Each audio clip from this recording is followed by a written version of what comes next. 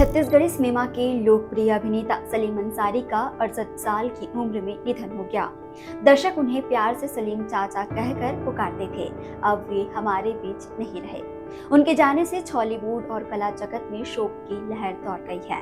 रायपुर निवासी सलीम अंसारी ने अपने अभिनय सफर की शुरुआत साल 2004 में फिल्म मया दे दे मयारू से की थी। थिएटर से करियर शुरू करने वाले सलीम चाचा ने बाद में एल्बम और फिल्मों में अपनी अदाकारी से दर्शकों का दिल जीत लिया। उन्होंने निर्देशक सतीश जैन की फिल्म झन भुला माँ बाप ला में शानदार अभिनय किया, जिसके बाद वे छत्तीसगढ़ी हो या भोजपुरी सभी में नजर आए।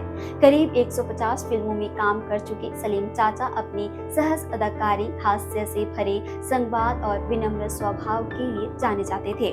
उनके निधन से छत्तीसगढ़ी सिनेमा ने एक सच्चा, सरल और संजीदा कलाकार खो दिया। छत्तीसगढ़ से जुड़े और अपडेट्स के लिए आप देखते रहें वयम छत्तीसगढ़।